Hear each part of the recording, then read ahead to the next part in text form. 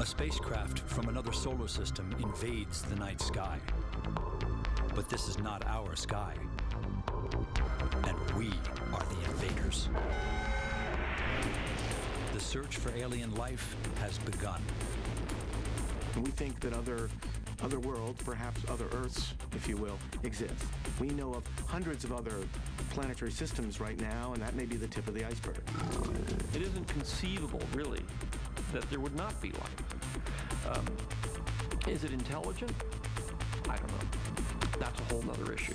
Within a few decades, unmanned probes equipped with artificial intelligence may find life on planets beyond our solar system. 2014, that's the magic year. That's the magic year where the terrestrial planet finder goes up into orbit, and its explicit mission is to find evidence of up to perhaps 500 Earth-like planets orbiting other star systems. There is no reason not to think that on some of them, somewhere, you would find multicellular organisms like ourselves. The life we have on Earth must have spontaneously generated itself.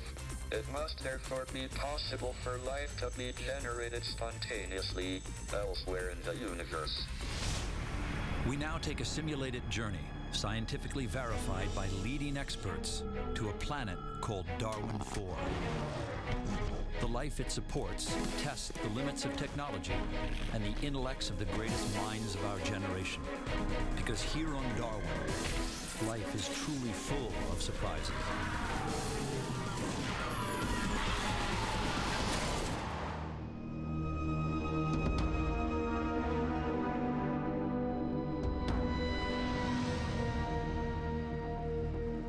An interstellar spacecraft named Von Braun leaves Earth orbit for a planet some 6.5 light years away. Are we ready to confront the technical challenges of a mission that will take decades to complete?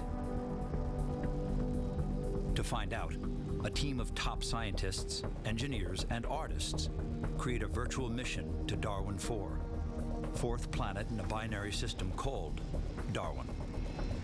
It seemed utterly important to me that the foundation to create a world was to make sure that the world was acceptable to the science community. Then we put together a team of scientists to have a look at that concept and to make sure that the laws of physics and chemistry were all represented in that model. Today, we search for planets like Earth through telescopes. The Darwin IV mission simulates the next giant step, the unmanned quest to find life beyond our solar system. The Von Braun is roughly the size of a nuclear attack submarine and travels at 37,000 miles per second, 20% the speed of light. According to Einstein, there's an ultimate speed limit in the universe. Mother Nature is like a cop that says you cannot break the light barrier. Now, the nearest star is 4 light years away, and Darwin, traveling at 20% the speed of light, will take 42 years to make that journey. The metal composite nose shield that protects the ship is cratered by collisions with space debris accumulated during the 42-year journey to Darwin IV.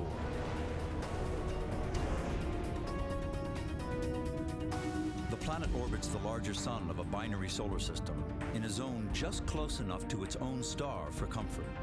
A sweet spot astronomers call the Goldilocks zone.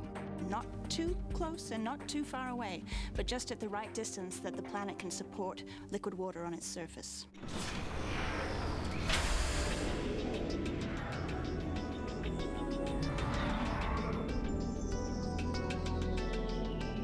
The Von Braun's first priority is to call home.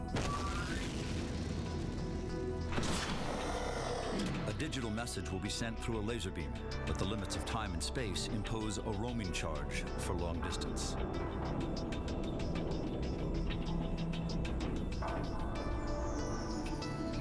Even at the speed of light, Von Braun's transmissions to Earth take 6.5 years, making it impractical for engineers to correct problems. So Von Braun and its probes will have to think on their own. The first phase of the mission is to deploy the Darwin Reconnaissance Orbiter or DRO. It's going to spend months monitoring weather, looking for geology, looking for signs of life.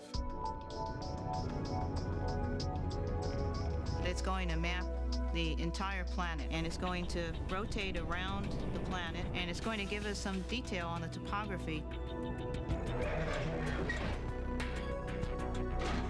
We learned a little bit about the planet via the space-based telescopes that were around our own Earth, but now that we're actually there, we're going to look down and confirm that our guesses were correct. So that when we put these probes down, which can only explore a small fraction of the planet, we get the most out of it.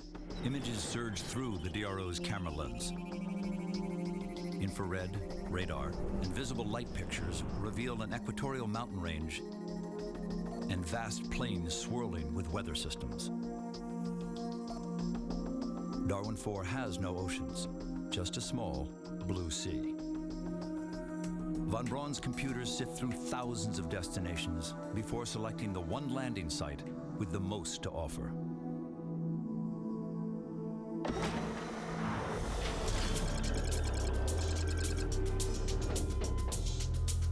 The Von Braun launches a probe about the size of a dump truck named Balboa, after the famous explorer.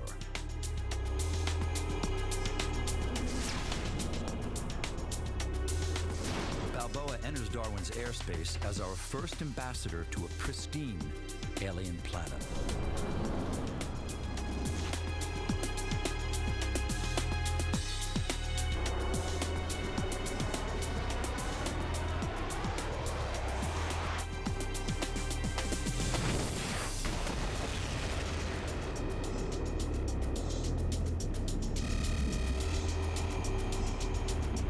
The first contact between Earth and Darwin literally falls to pieces.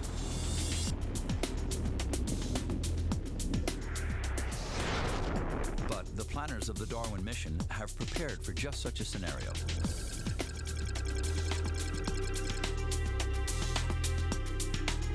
The Von Braun vehicle carries 2 additional probes.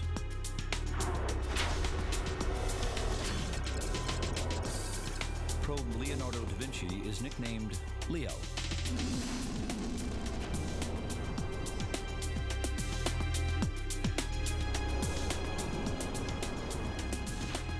Leo is followed by a twin probe, the Eyes of Newton, aka Ike.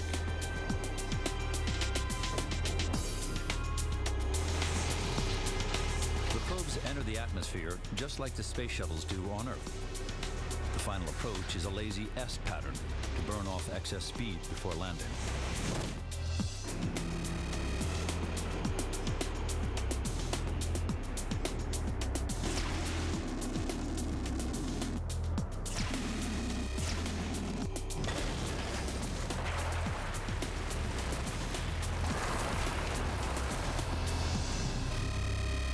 Temperatures on the surface, 70 degrees Fahrenheit.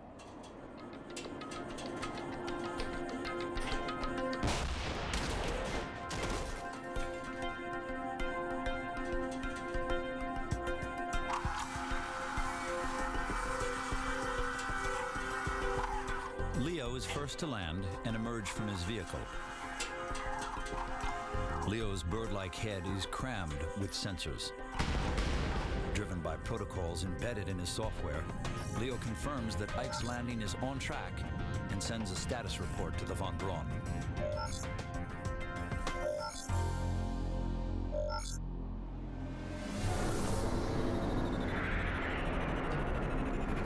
The news that Leo and Ike have landed is beamed to Earth. Perhaps it's fitting that scientists who were babies when the Von Braun left Earth now announce the birth of interstellar space travel.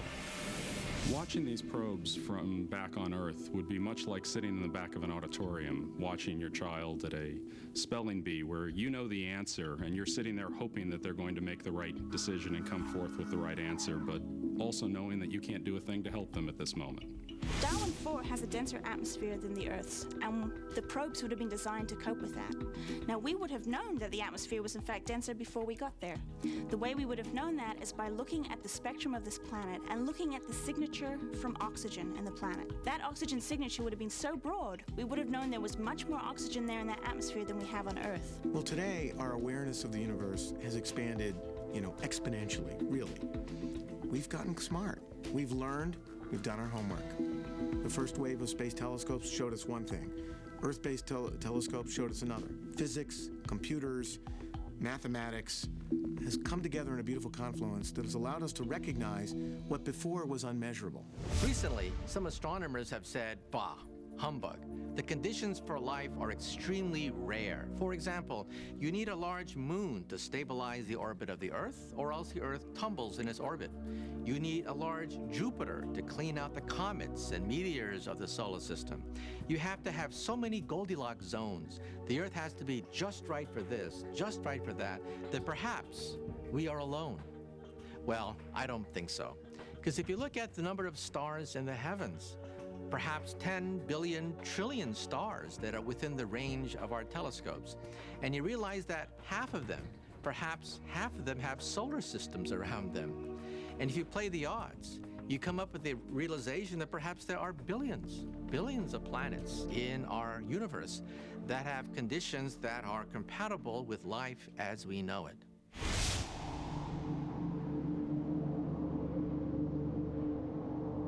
Leo's first assignment is to recon a region studded by tall, mysterious, gourd-like structures.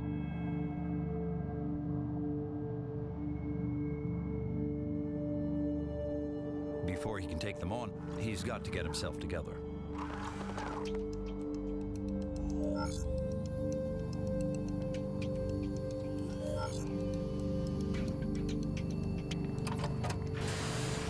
Darwin IV's atmosphere is drenched in water vapor, a free source of hydrogen, which Leo converts to inflate a large bag on his back.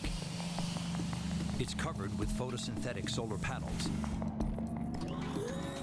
The array turns a green hue as an algae-like material within the cells generates energy from Darwin IV's 2 suns.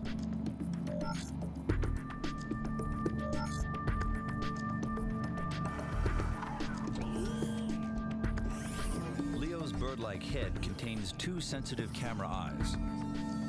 His arms are simulated plastic muscle, tipped with sensors and a manipulator that can pluck a petal off an alien daisy.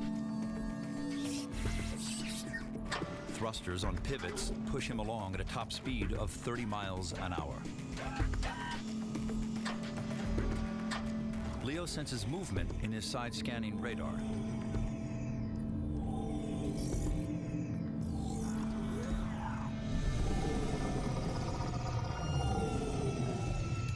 But he can't investigate the source of the movement.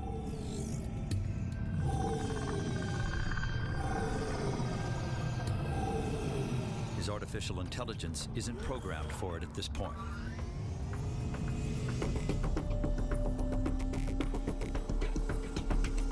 Leo's first priority is finding his yellow-tailed brother. While physically identical, Ike and Leo were created with complementary personalities. Ike is safety conscious. Leo is inquisitive and programmed to take risks.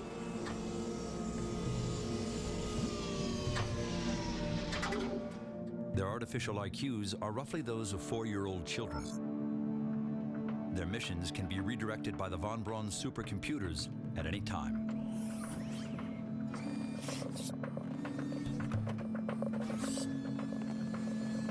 Assisting them are mini probes, like this spider.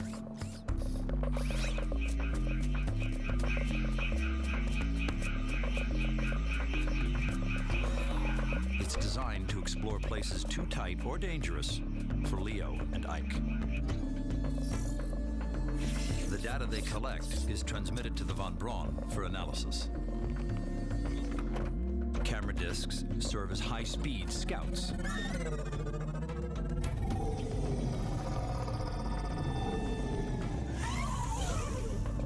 The saucers can be retrieved and recharged. Radical changes in Darwin IV's weather could tear the probes to shreds. So Ike and Leo deploy an early warning system. Small weather balloons monitor the atmosphere. It's now time for the last diagnostic check. Should Ike or Leo confront intelligent life, they'll present a calling card in the form of a hologram.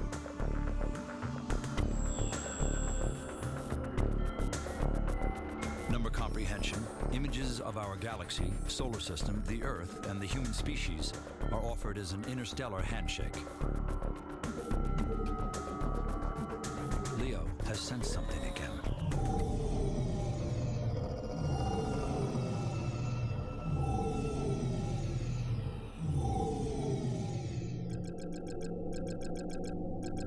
Von Braun determines that Leo and Ike are fully prepared to explore the bizarre structures that surround them. Scientists will name them gourd trees. 15 stories high, they stand on a matrix of root-like stilts. Von Braun's computers determined the stilts could only support such a huge mass if the gourds were hollow or filled with some type of spongy material. But Leo and Ike are not programmed to immediately study objects like the gourd trees.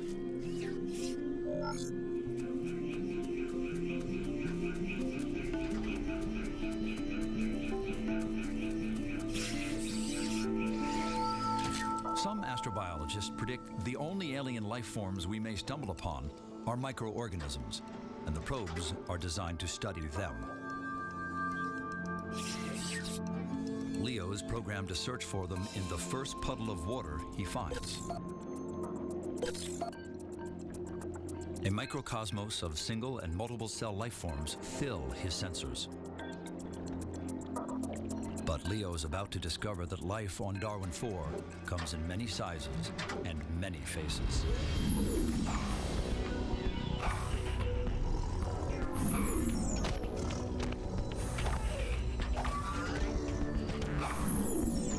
This life form is roughly the size of a T-Rex. But instead of a roar, it directs a single wave of sonar at Leo and Ike.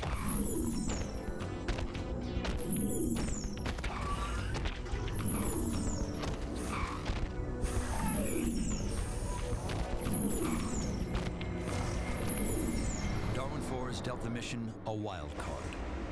The probes are in the middle of an extraterrestrial Serengeti, and it's a whole new game.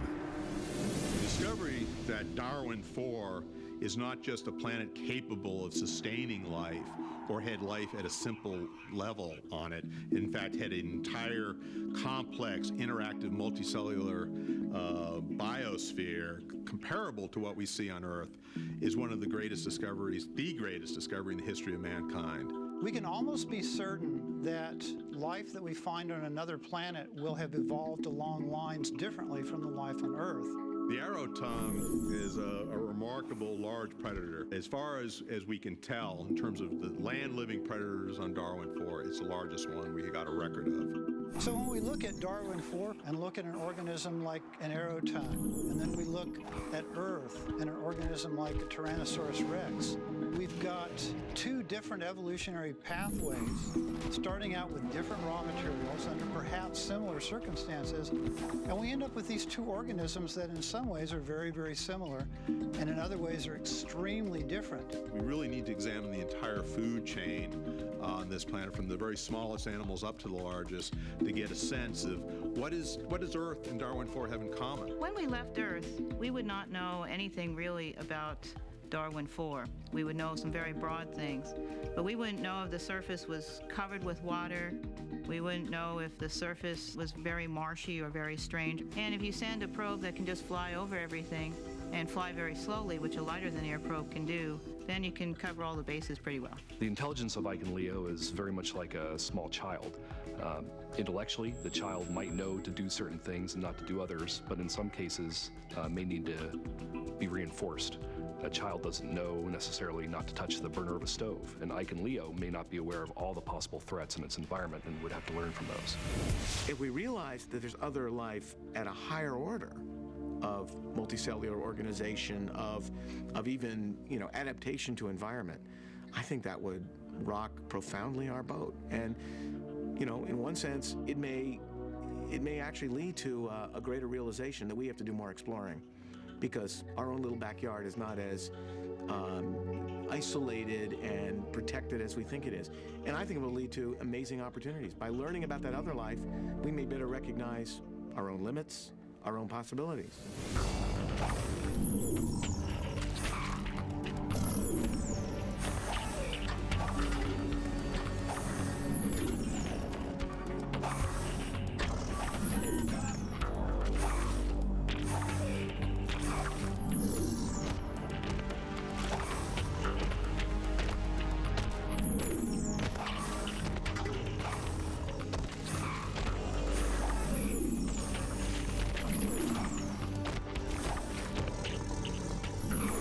eyesight may be less evolved than large life on Earth. So using sonar could be a more accurate means of locating objects around it, like Leo and Ike.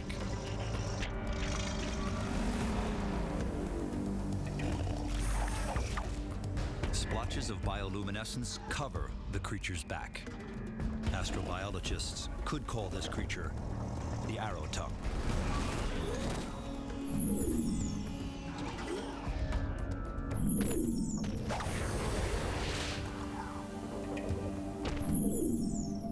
The arrow tongue determines the probes pose no threat and turns its attentions elsewhere.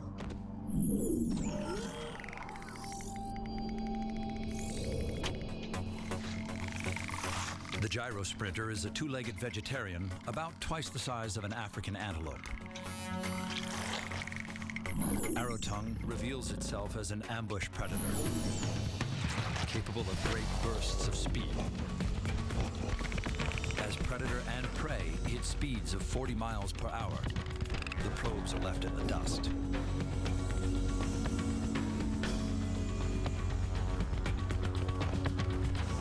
Ike launches a camera disc to follow the action.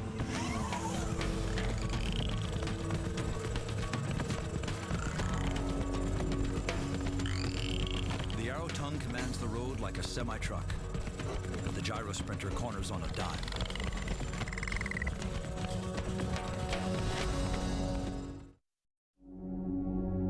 Night falls on Darwin IV. Scattered bands of bioluminescence rake the surface like some kind of alien landscape lighting. Possibly it's a form of communication on Darwin IV. But Ike and Leo ignore the light show and push on towards their prime objective.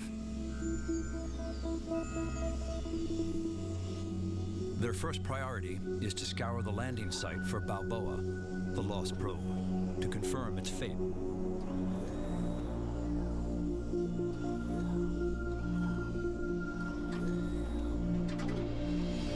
The Darwin mission now depends on just 2 intrepid probes with the intelligence of preschoolers. Images of the Balboa and of large life forms taken by Ike and Leo are evaluated by the von Braun. Its supercomputers now make important adjustments in the programming of the 2 probes. The probes are directed to split up. Leo will hunt for Darwin's larger creatures, while Ike explores ecosystems and life forms that resemble plants. As Leo's quest begins, he flies over a geothermal vent. Here, he'll top off his gas bag with some hydrogen from the mist.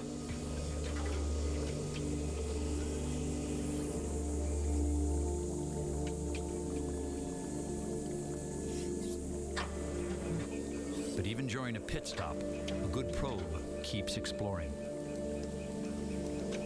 Life on Darwin IV never stops either. In the midst of this volcanic cauldron, Leo finds microorganisms that resemble some found in hot springs on Earth.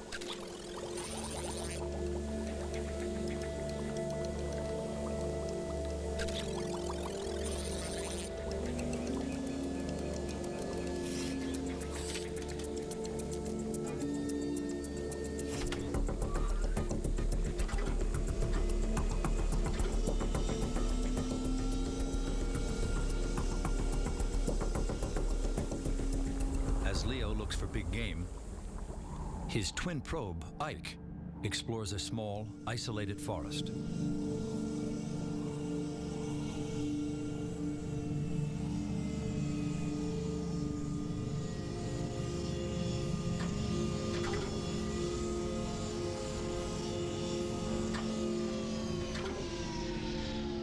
The floor is covered with stickball plants, part sponge, part virus.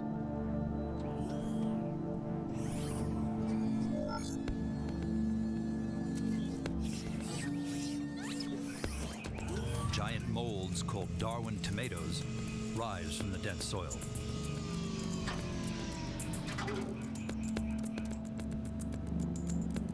Then Ike's sensors suddenly direct him skyward.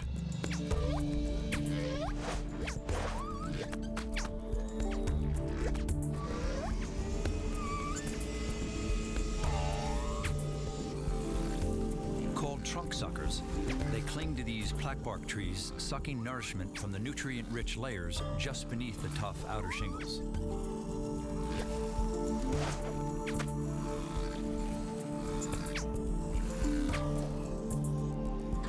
It's here that the mission reaches another milestone.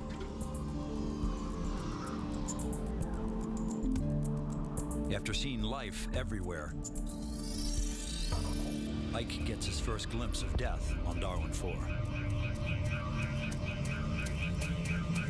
But death from what?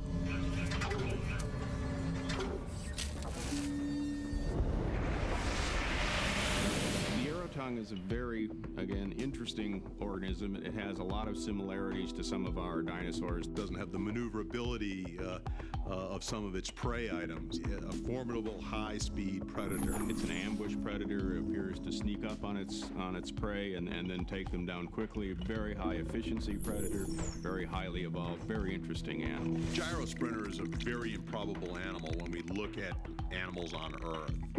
This is an animal that needed to get away from predators, was running in a loping manner, beat things out 100 million years earlier.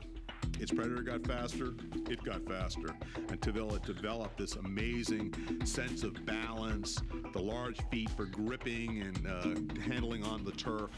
Looking at the shoulder girdle and the hip girdle, it appears that this animal may have evolved from a four-legged animal. It appears we have a fusion here of the forelimbs, a fusion of the hind limbs. Truly extraordinary, something we would never predict from life on Earth. One of the things about the plants on Darwin IV is that superficially they seem kind of bizarre. And yet when we look at plants on Earth, we find that there's a lot of really bizarre plants on Earth too. It's just that they're not common.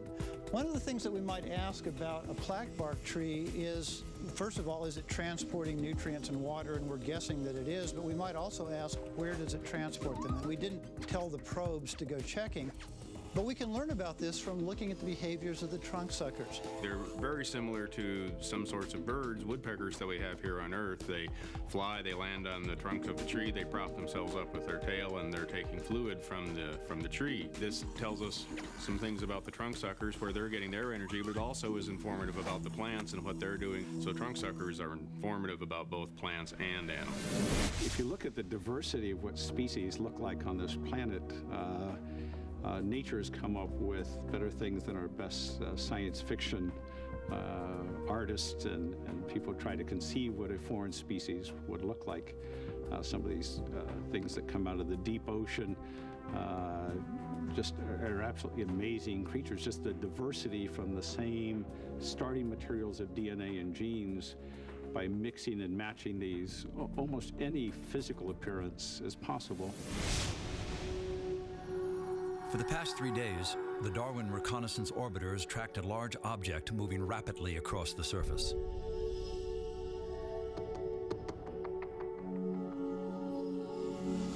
Leo has been ordered to investigate what mission scientists call an object of interest.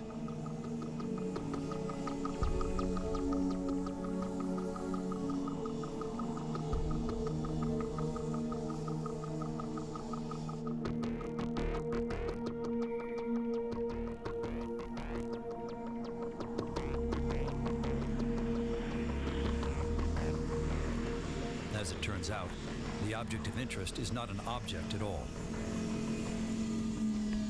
It's a bunch of them.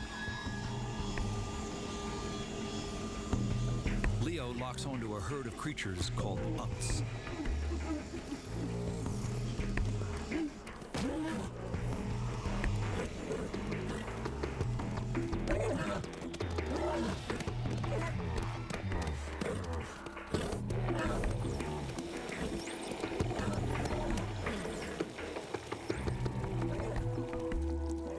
The closer Leo gets to the herd, the more his attention turns from motion to sound.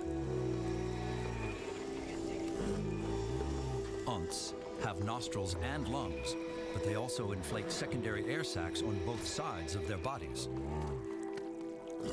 Unts are named after the sound they make when they exhale through their dorsal vents.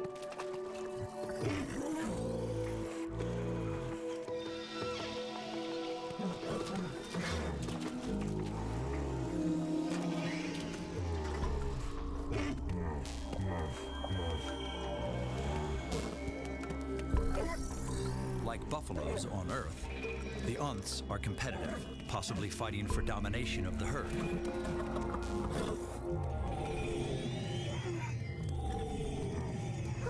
Something spooks the herd.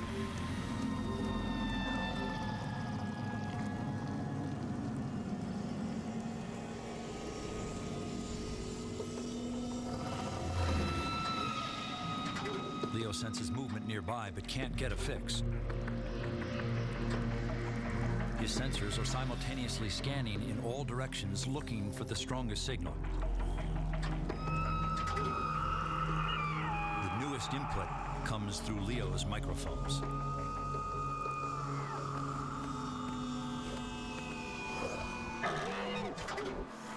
A pair of bladder horns compete. Bioluminescent antlers are displayed to scare off opponents.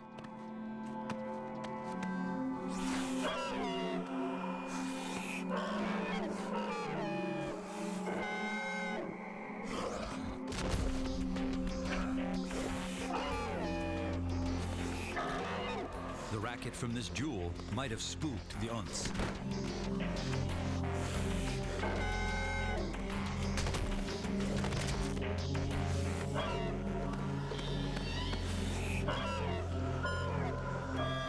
Leo interprets the back and forth bellowing as a form of communication. Perhaps this alien grump is smarter than it looks. Leo deploys the Earth communication screen. Like a greeting card, it's the best hello we can offer.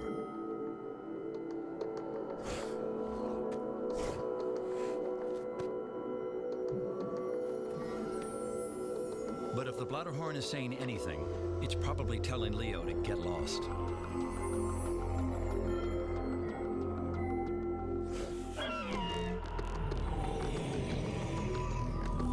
The bladderhorn cuts and runs as Leo's sensors detect another disturbance.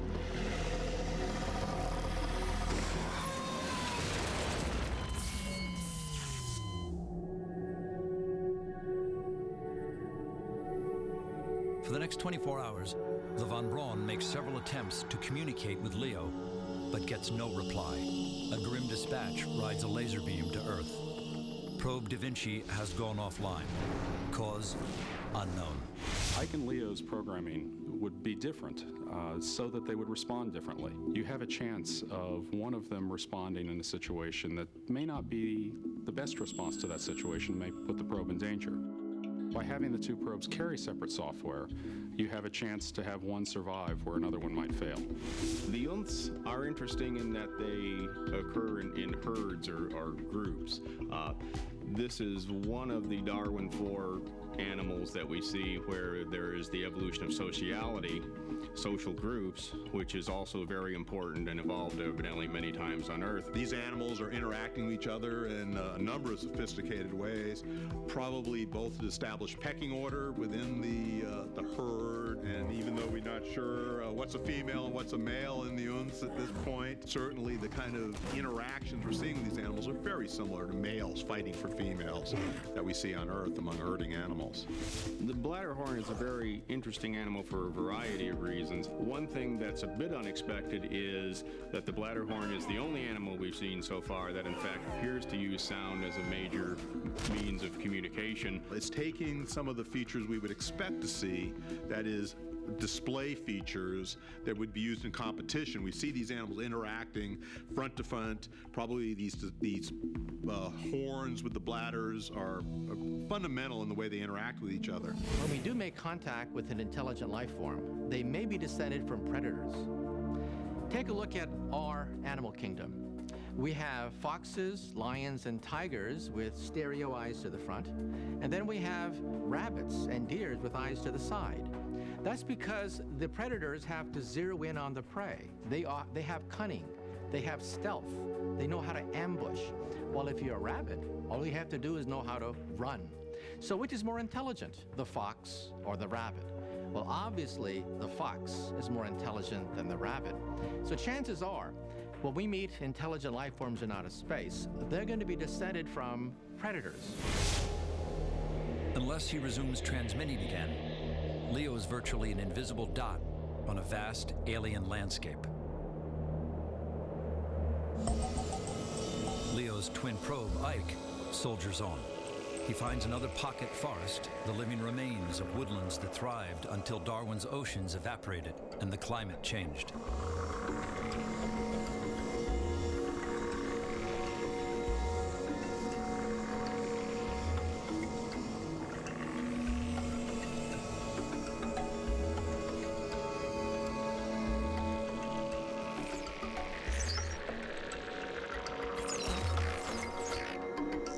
As Ike begins to scan the trees, his sensors pick up something new, lurking on a high branch of a plaquebark tree.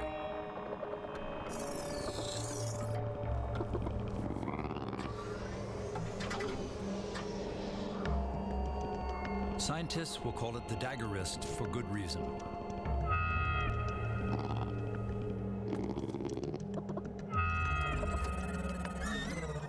When Ike launches a camera disc, the dagger wrist is not interested in posing.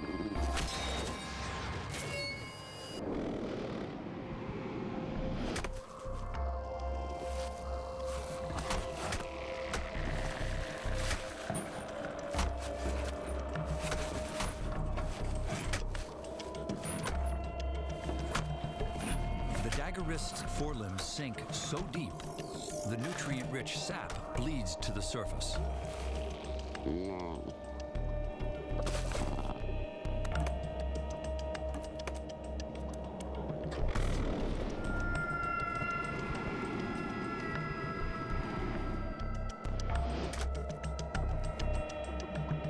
Ike's not programmed to approach something this aggressive. That was Leo's job.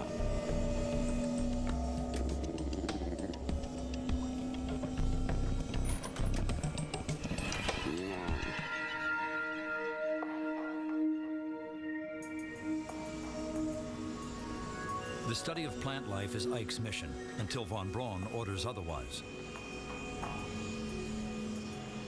Finding water is statistically the most efficient method of finding vegetation. Ike scans a carpet of moss at the edge of a deep water marsh. But what lies beyond it is even more intriguing.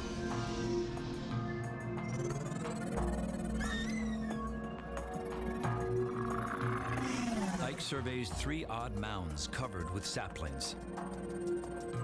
But appearances are deceiving on Darwin IV.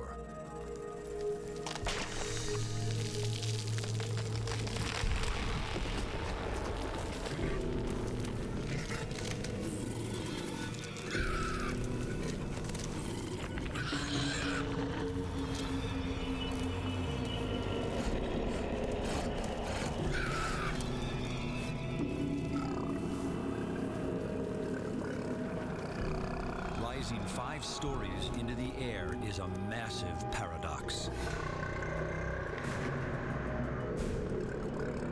The Groveback. Grovebacks bury themselves alive for long periods of time. They're not hibernating, they're feeding. Grovebacks absorb nutrients from the soil through the skin of their underbodies. When the ground's depleted, they move on in search of new feeding areas. Groves of trees sprout from these immense creatures. The Groveback provides them water from its spongy tissue. The trees inject sugars into the Groveback. Just enough juice to jumpstart these titanic walkabouts on Darwin IV.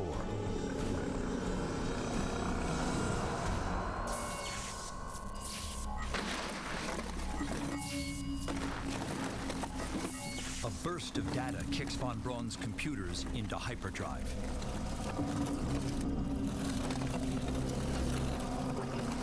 Ike's brother Leo has come back online. If Ike or Leo were to come back after having gone offline, the first thing you'd want to know is why. They'd need to send you some information. What caused the reboot? Anything they could tell you, as well as, if possible, have saved some data from just before the problem so that you'd be able to see what was going on when the problem occurred, and then their response to it so that you could start trying to figure out what had happened. The Groveback is the most massive animal that we have a record of on Darwin IV. Its tremendous size supports my own theory that I've put together on these animals, and I think shared by some other scientists. They have a much lower body density. The size of our Groveback far exceeds the mass of any of our dinosaurs that we have records of living on Earth. My first impression on the dagger wrist is that this is a very large praying mantis. It has a limb configuration that is reminiscent of the forelimbs of a praying mantis, although the dagger wrist uses them to climb trees, which was very interesting. Moving by gliding is very interesting. This is a rather large animal. The membranes involved in producing the lift for the gliding appear rather small. We have to remember that the gravity on Darwin IV is less than Earth, and we also have to remember we're gliding through a thicker atmosphere, so the dynamics are going to be different. People ask me all the time, why should we care about discovering new things if it isn't applicable to us? If it doesn't put food on the table or gas in the car, why should we care? And all I can say is that, if you're not curious enough to want to know the answer to anything you can know, anything we can discover, then you're not human. The Von Braun has picked up a signal from the lost probe, Leo. Ike is sent on a mission to find his twin, but his search has barely begun when Ike encounters a pair of Darwin IV's greatest predators on this alien planet. I think statistics would say life is a cosmic imperative. I personally believe, from all the observations that NASA has offered humanity for the last 50 years, suggests that the environments could be there. We now recognize potential habitats on Mars today that you could insert Earth life into and have it potentially be sustained. This is amazing. 25 years ago, we might not have said that. And then the question is, why don't we see it all around us? And I think that begs the bigger question, do we really know what we see all around us? We are just taking those baby steps into that cosmic ocean with a few elegant robots and a few human voyages. We've barely left the cradle.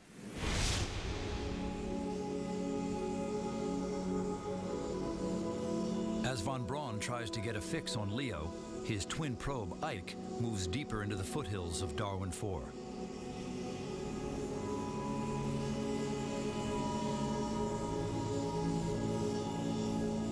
Like groves of pine on Earth, the pocket forests of Darwin IV are covered with colonies of passive organisms that feed on the moist, spongy floor. As Ike continues to explore, the Darwin Reconnaissance Orbiter detects a sudden atmospheric disturbance.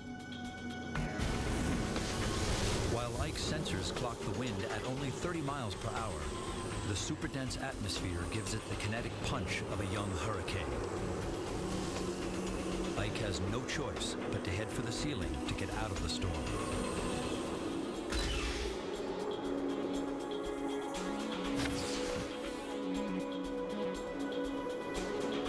Ike fires a salvo of weather balloons to sample the currents of the unexplored upper atmosphere.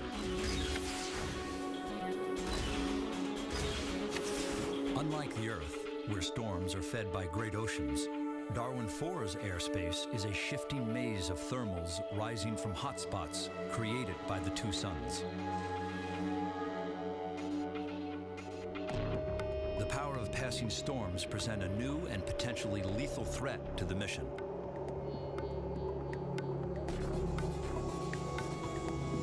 Ike is little more than a fragile sack of hydrogen on a planet where even the weather seems predatory.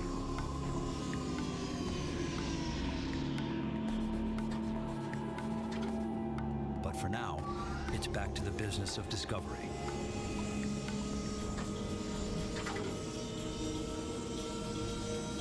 Ike's motion sensors pick up activity within the grove. Not on the ground, but in the air.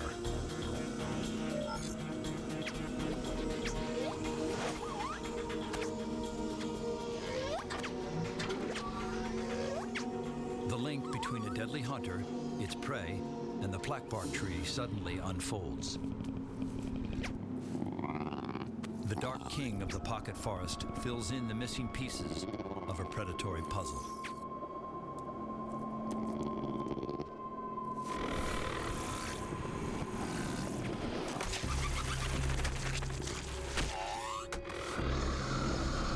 Trunk suckers feed on the sap from gashes made by climbing daggerists.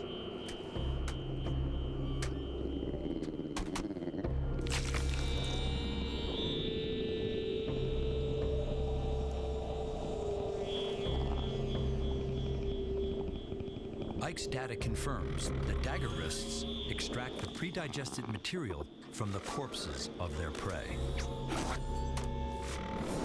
A gruesome but energy-efficient survival strategy on Darwin IV. The weather on Darwin IV is puzzling.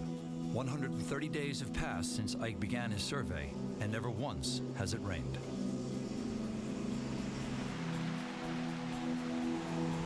As far as Ike's sensors can determine, Darwin's surface waters flow from underground aquifers and springs. That might explain why forests can only exist in small pockets.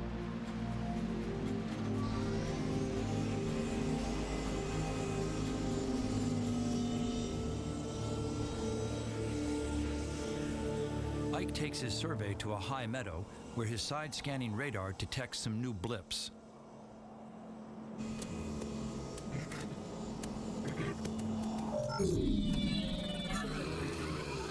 A sonar ping throws a herd of literalopes into a paddock. Like the arrow tongue, these aerial killers hunt with sonar.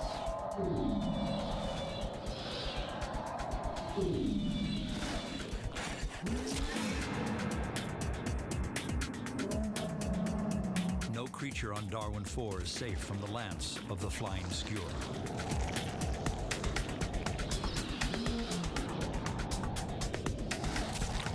Itself is hollow and as strong as titanium.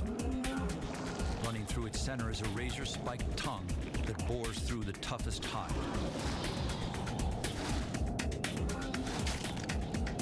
Helpless prey are killed and drained of fluids.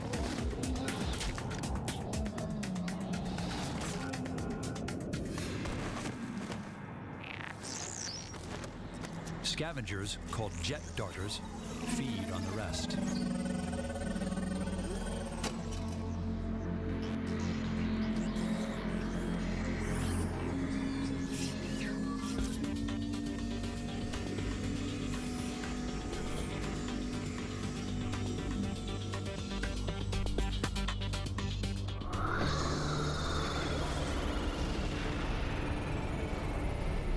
Skewers are remarkable, a large animal for flight, in the fact that they're not using their wings or aerofoils in order to fly. They seem to be jet propulsed. Using the skewer to impact a prey item and then lift it is highly unexpected. The forces involved there are tremendous. In a flying animal, if you suddenly attach all that weight on the front, that shifts the center of balance of the animal, which is very critical for flying, which is almost certainly why they almost go straight up after they impale a prey item, because the center of gravity, the center of weight for the animal is shifted so far forward. Dropping of the prey item and having another one swoop it and catch it in the air is again very unusual. Kind of reminded me of what we see when we throw large hunks of fish up to frigate birds when you're out fishing, and the way they fight and interact for it. We'd want to know, is there competition here, or is this cooperative behavior? Are these related individuals? All sorts of interesting questions about skewers. One piece of evidence that suggests the probability of primitive forms of life appearing may be reasonably high is that life seems to have appeared on Earth shortly after the Earth cooled sufficiently for life to be possible. If life was very unlikely, one might have expected life not to have appeared until late in the 10 billion years or so that the Earth has to live. On Darwin IV, the mission encounters giant life forms and supersized animal organisms, all supported by a dense, humid atmosphere and a lower gravity than on Earth.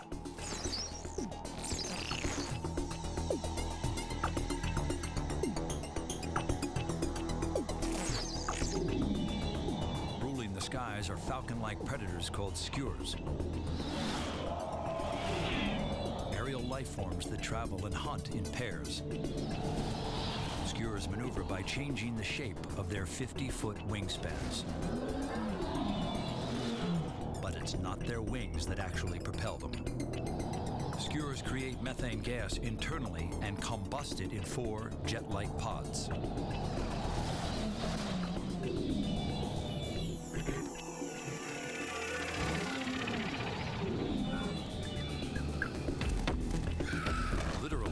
Defend themselves by scattering in all directions. Skewers are forced to choose only one target.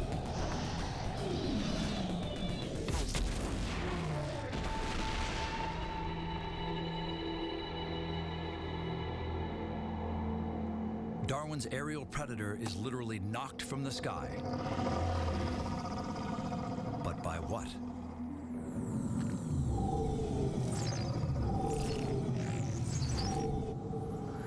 High above the foothills of Darwin's equatorial mountain chain, Ike's sensors detect unusual bursts of energy.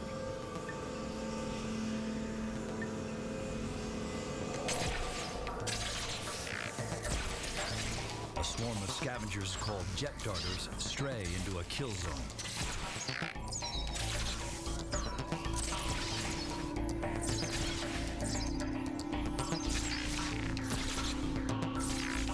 What looks like a colony of oversized mushrooms is a deadly maze. Ike's programmed to gather more data to learn how it works. The answer must lie within the organisms themselves. But Ike can't risk frying his circuit boards.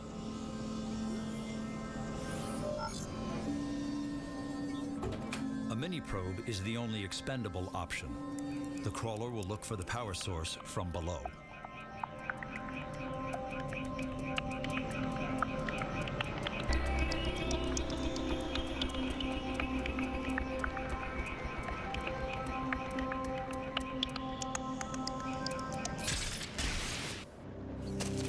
Acting like a light switch, the crawler has closed a fatal gap between 2 electric charges. Ike's sensors pick up a familiar signature.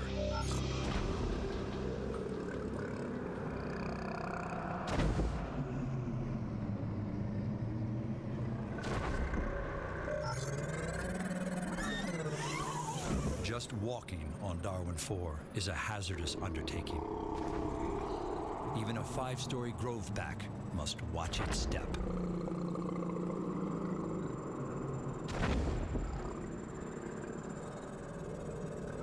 A colony of beach quills launch an assault on a careless groveback.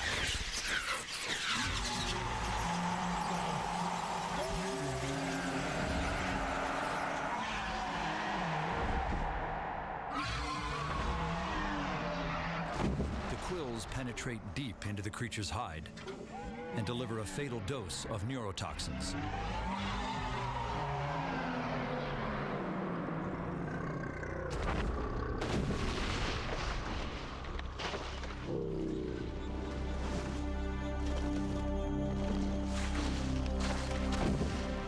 The beach quills consume the groveback alive.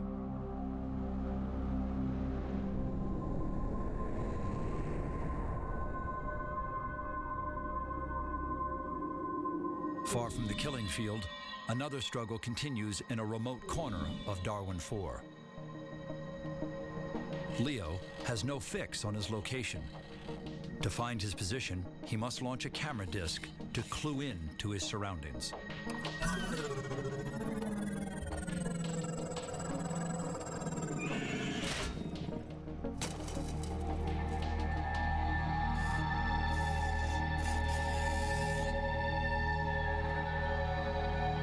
Leo's last transmission allows von Braun's supercomputers to plot his location. Ike is roughly 200 miles away from Leo as he continues his survey of the foothills. Badlands encrusted with ancient lava fields are covered with lichens and low vegetation. Ike's sensors now lock on to higher life forms.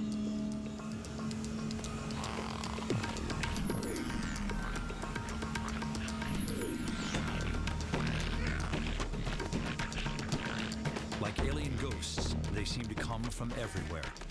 But these nimble creatures all follow the same scent. On Earth, we have wolves. On Darwin IV, they're called prongheads.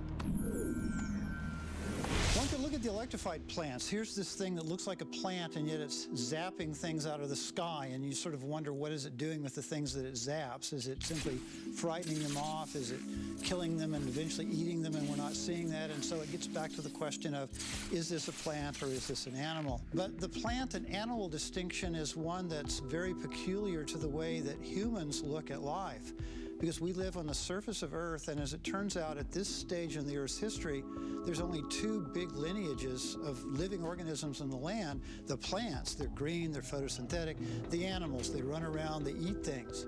And so we see that as a very important distinction. It shouldn't be a surprise to us at all to find an organism on Darwin IV or any place else that combines aspects of what we might think are plant and animal.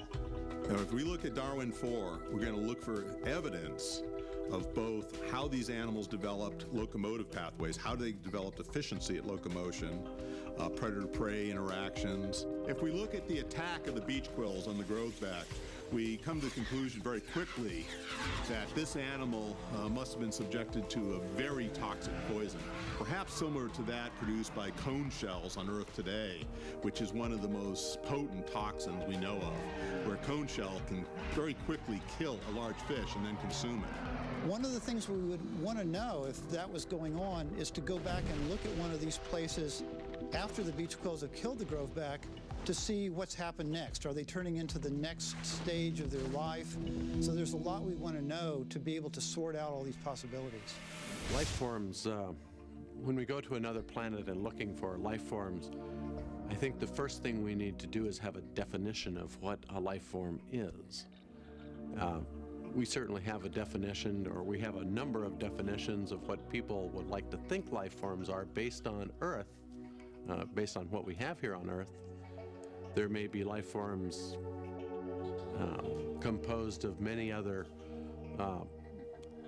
molecules that don't exist here on Earth, but before we can actually call something a life form, we have to have a definition as to what it is.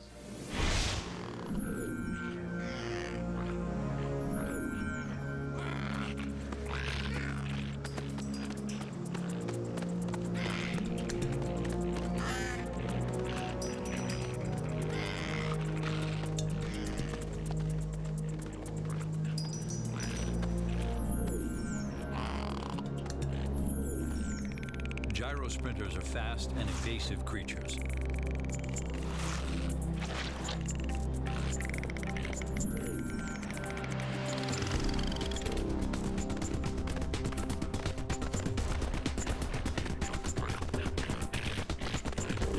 But prongheads know how to run interception.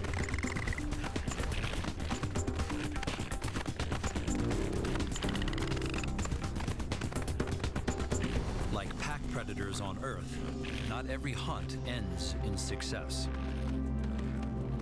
But the discovery of cooperative hunting is a major breakthrough. The inhabitants of Darwin IV are more evolved than anticipated. Artificial intelligence computers on the von Braun have decided to do something about Leo. As a result, the protocols that control Ike's behavior are reprioritized.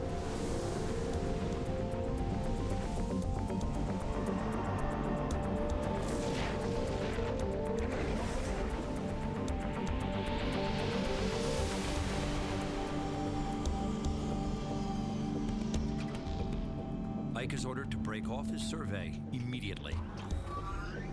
He's now instructed to assume greater risks. His mission now is to find Leo. The journey will take him across a vast, unexplored region of Darwin IV. Based on data from the reconnaissance orbiter, Darwin's oceans evaporated millions of years ago, transforming the air into a dense, oxygen-rich blanket.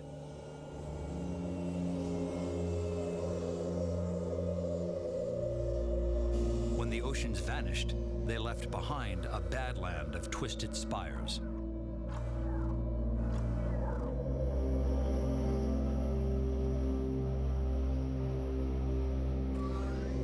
Over the eons, some have grown a mile high.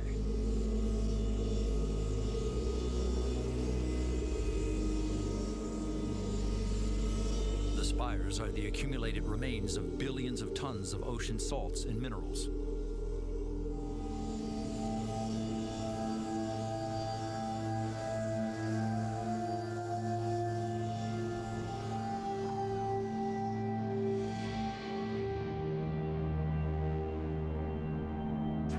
Ike identifies a new object of interest, like nothing yet seen on Darwin IV.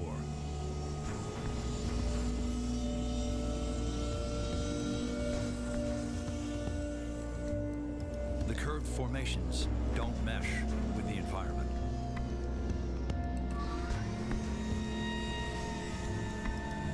Perhaps they were made by some creature yet to be discovered.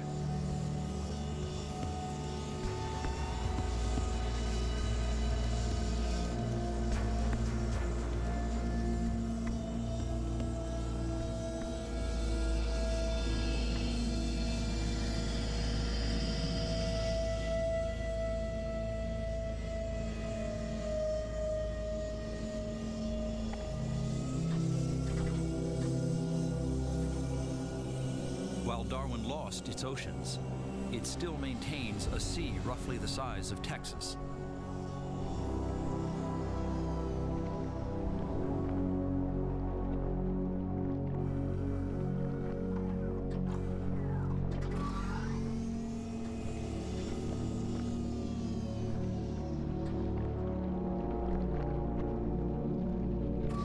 But what looked like water from space doesn't hold up under closer examination.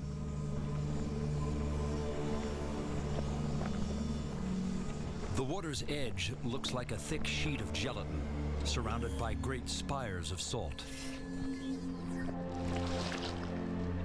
Ike can't penetrate the surface. It's like a waterbed teeming with life.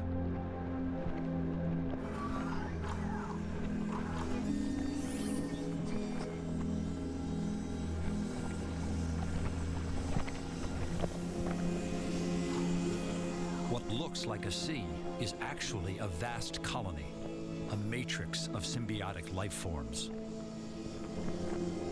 They evolved as the oceans evaporated, trapping seawater within their transparent membranes. The Von Braun has calculated that crossing the amoebic sea is the quickest way to reach the site of Leo's last transmission.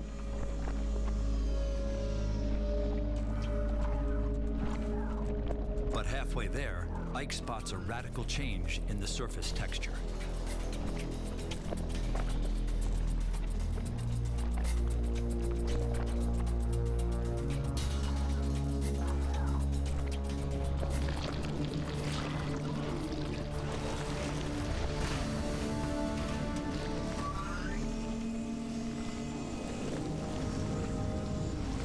The amoebic sea suddenly behaves like a gigantic predator that preys on low-flying game.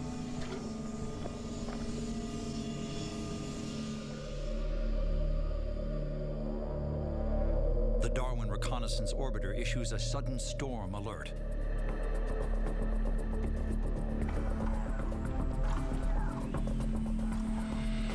A wall of debris is closing in at high speed. Ike's one chance to survive may already be out of reach.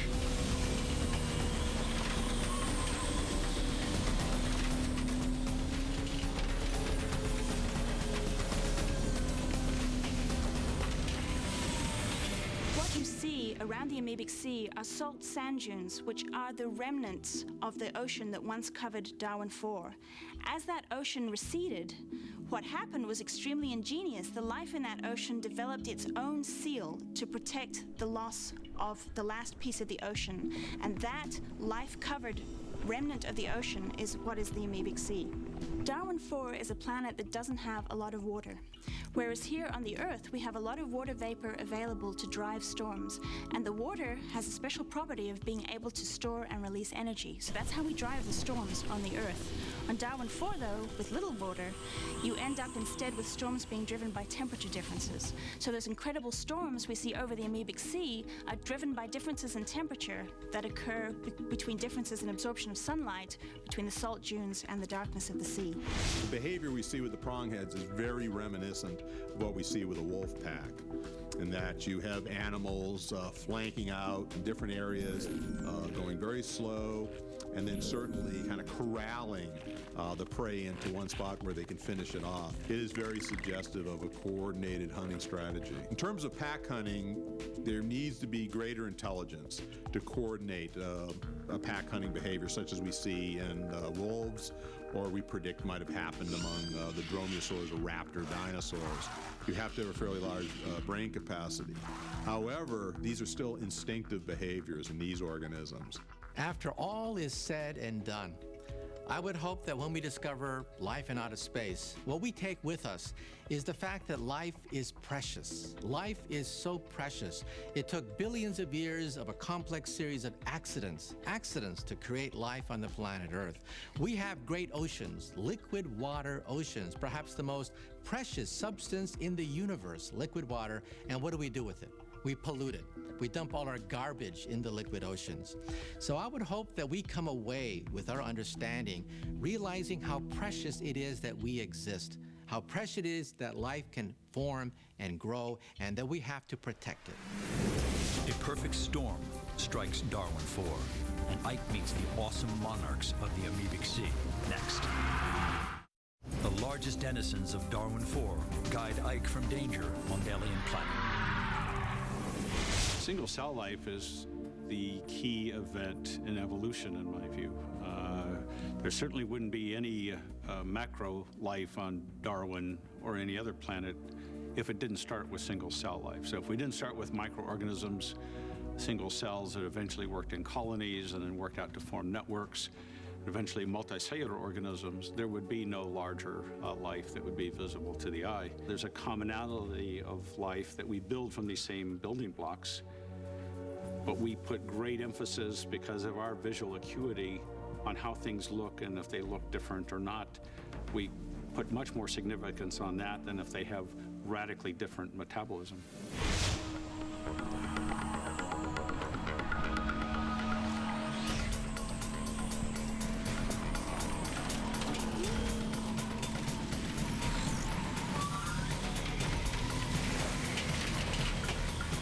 Isaac Newton is blasted by a cyclone of salt and caustic minerals.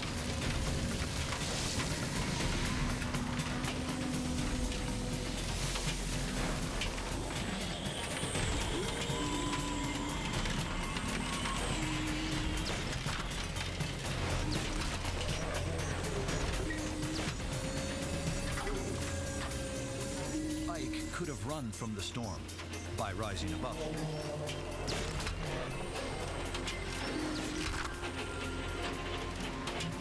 His new directive is to assume greater risk in the search for Leo. Crossing the Amoebic Sea is the shortest path.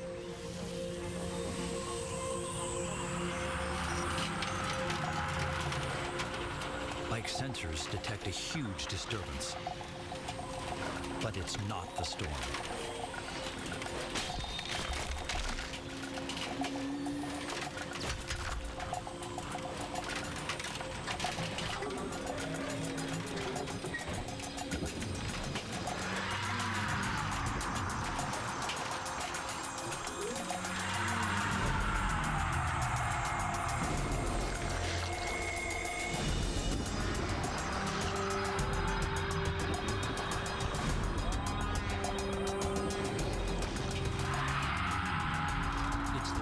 Form ever encountered anywhere. The sea strider is 7 stories tall.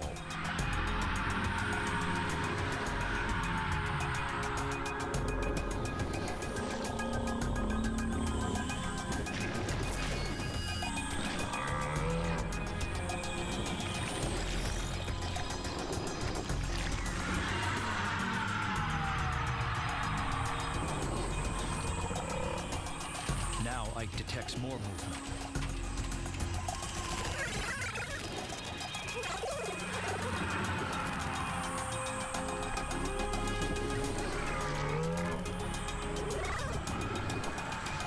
The flyers seem to orbit the Strider, attracted to an energy source just beneath its mouthless head.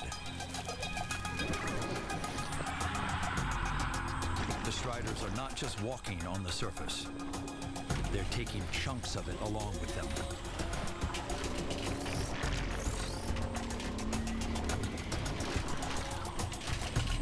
The storm ends as suddenly as it began. The Striders are heading the same direction Ike must take to reach Leo. So Ike will tag along and gather data on the alien giants.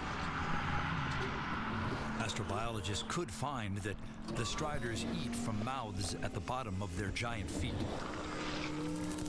trudging back and forth across the sea on a movable feast.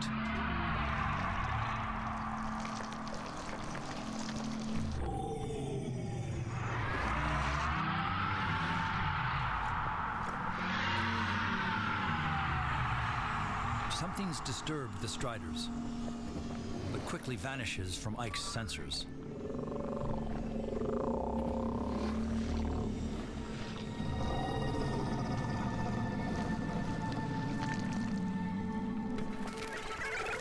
The flyers are nymph-like young of the sea Striders.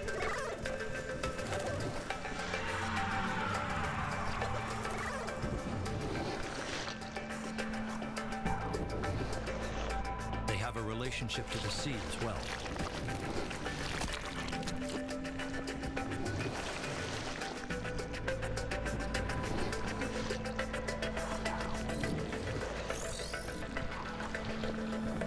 The far shore is finally in sight.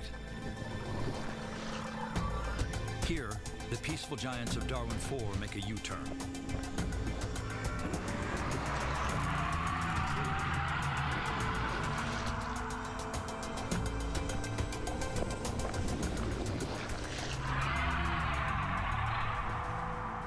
Based on Leo's transmissions to the Von Braun, Ike will follow his trail like a robotic bloodhound. Within hours, Ike nears one of Leo's last reported locations.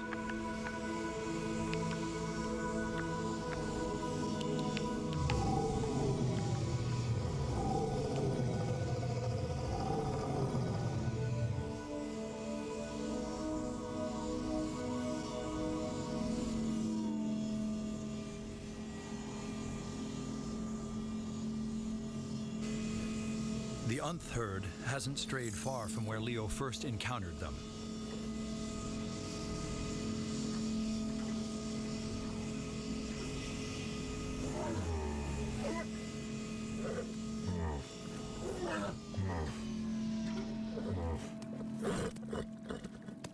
An adult makes ruts in the ground.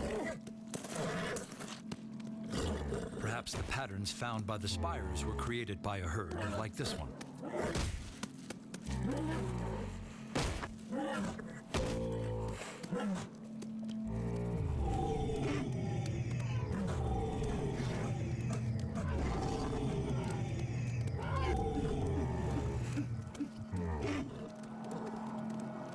Ike spots a metallic glint that could only come from Leo.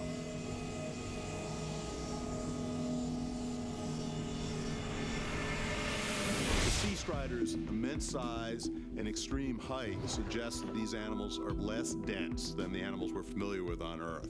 To carry such an immense weight around on two legs, immense volume, we can't justify that with the same kind of densities that we see in animals on Earth. It's just mechanically impossible. One of the other things that's kind of surprising, we're seeing these in a storm. They're very large organisms. How do they keep from being blown over, especially if they're light enough that they don't sink to the bottom of the sea? So there's a lot of things about the sea strider we'd like to know more about. The science fiction writer Arthur C. Clarke said that there either is or is not intelligent life in outer space. However, either thought is frightening. However, I tend to look at it as exhilarating. I tend to believe that when we make contact with another intelligent life form, we will perhaps have a tremendous bonanza of scientific information, so much cultural exchange that will be involved. As a scientist, I look forward to the day when we make contact with other intelligent life forms in the universe. So rather than being frightened, I think we'd approach the idea with open arms, with open mind, realizing that this could be a turning point in the history of the human race. Our first forays beyond the solar system to the nearest nearby planets will be robotic. They ought to be robotic. It makes sense. And we will be the bystanders, much more so than we are today with our robotic emissaries. But that's okay, because it's my belief that as we do that, we will have trained ourselves for those smart machines to act more like us. Not to be us, they never will, but they'll act more like us in the sense that they'll observe, mine the data, understand the anomalies, the excitement, find the sweet spots, and tell us that at the limits of the speed of physics, the speed of light. And as they go, they'll open the doors in our eyes to how we may go.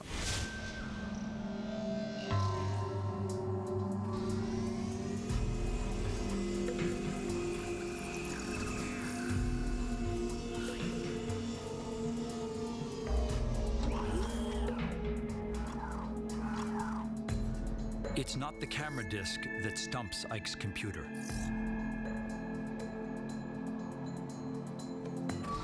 It's what lays around it.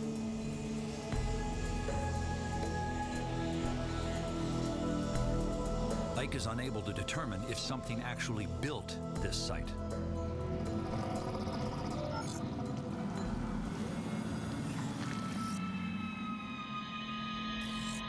Ike detects motion as he heads for Leo's final transmission point.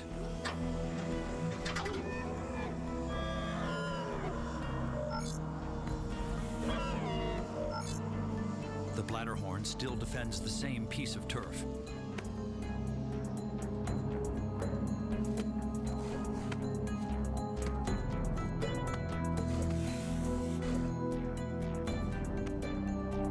But Leo's nowhere in sight.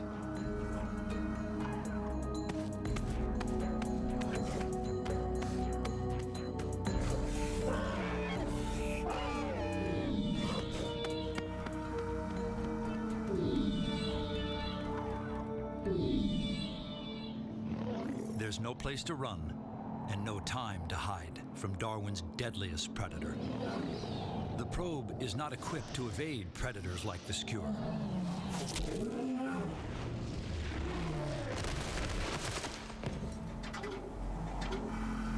But that's not a problem now.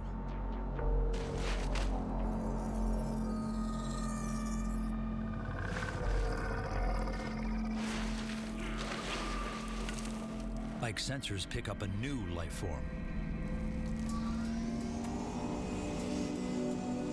And he follows the signal.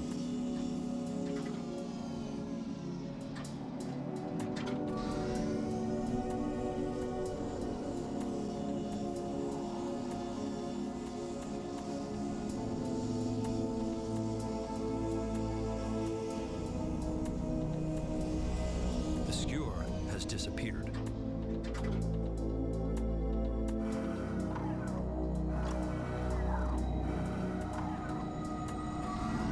The trail ends at the base of a steep mountain face.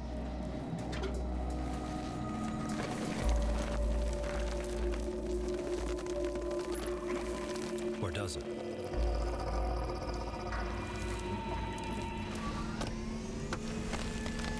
Whatever killed the skewer has managed to lift all 50 feet of it up a sheer cliff.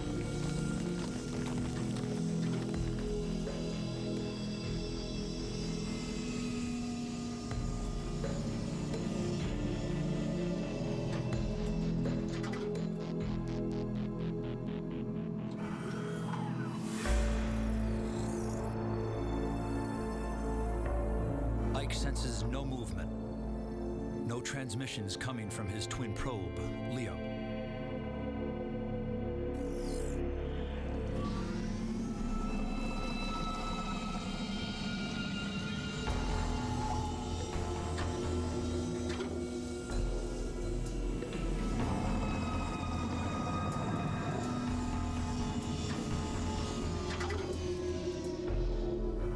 Ike senses movement all around him.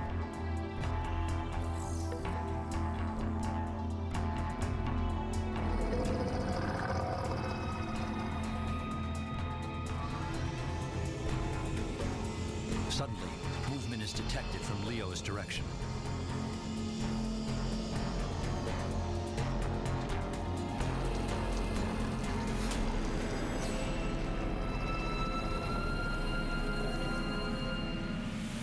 Seeing life itself on another planet would be the most breathtaking emotional charge that a scientist could ever possibly have. Life on Earth could have turned out very, very different, except for specific events that were sort of random in nature.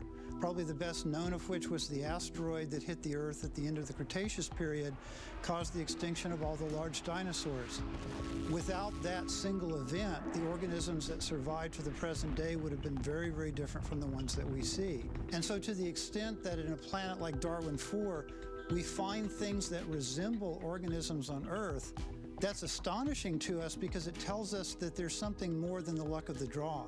There's some reason they look that way, they just didn't turn out that way. I think just knowing we're not alone, even at the cellular level, will change our view of our own neighborhood and on beyond the universe. But then the question will be, well, how are we related to that? Are we all the same stuff? I mean, Sagan said so well, we're all made of star stuff, and we are. The octopus has eyes, very weak eyes. It has tentacles by which it can manipulate the environment, but it has no culture. It cannot transmit information from generation to generation. But if you could breed the octopus for millions of years, perhaps you could breed octopus with the capability of speech, the capability of handing down information, and perhaps even another race of intelligent beings on the planet Earth. So the bottom line is, why should an alien life form look just like us?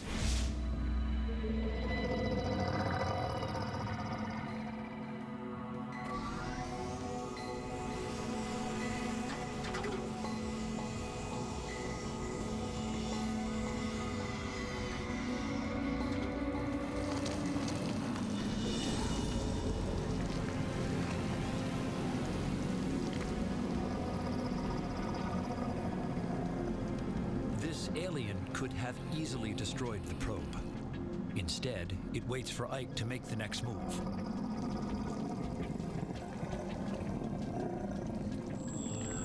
When Ike projects numeric symbols, the alien seems ready to respond.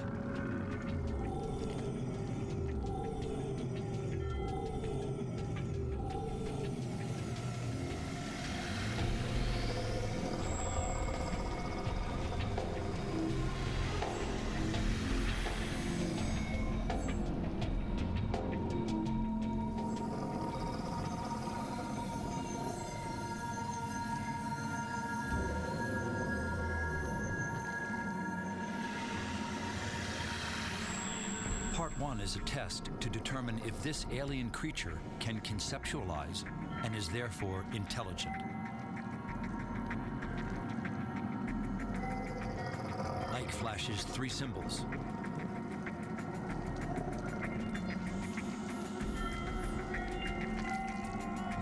The alien responds correctly with 4 flashes. This response triggers Ike to deliver the rest of the message.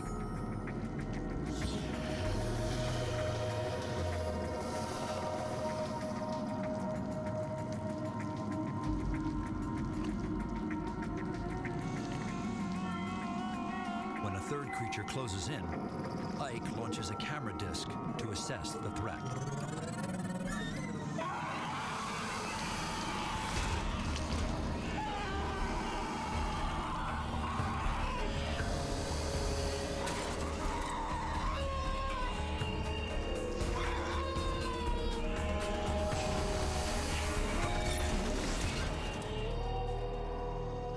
"160 days into the Darwin IV mission, the last recorded image of Ike and Leo is sent to the von Braun. Computers play and replay the data for the next 72 hours. But interpretation of this profound event is beyond the scope of its artificial intelligence software. To evaluate the full significance of our first extraterrestrial contact requires human intelligence. After decades of research, the pieces begin to fall together.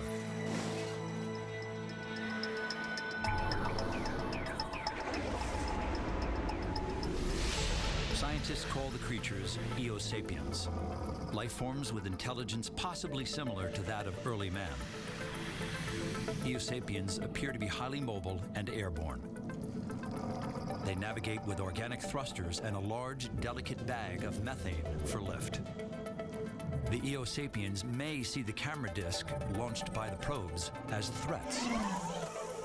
This misunderstanding may have triggered the destruction of Leo.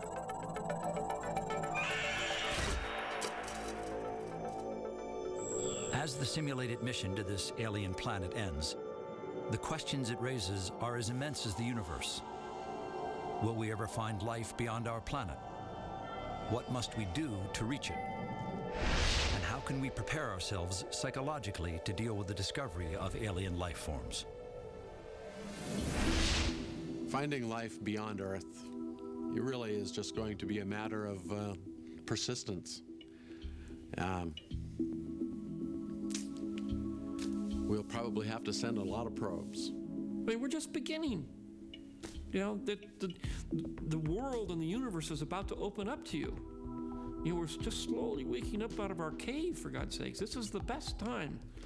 In the next, 200,000 or 300,000 years will be fantastic. It's great to be alive. I think discovering life on another planet might be one of the most fantastic things for humans. If we want to find advanced intelligent life, our best bet is to listen for radio signals, like the SETI project. Interstellar distances are too large for us to travel to more than the closest stars. If we want to explore the galaxy, so we'd better send robots, but we may not live long enough to hear back from them. If we find life on another planet, we're going to, first of all, know that we're not the center of the universe anymore. I think it's important that we understand our place in the universe.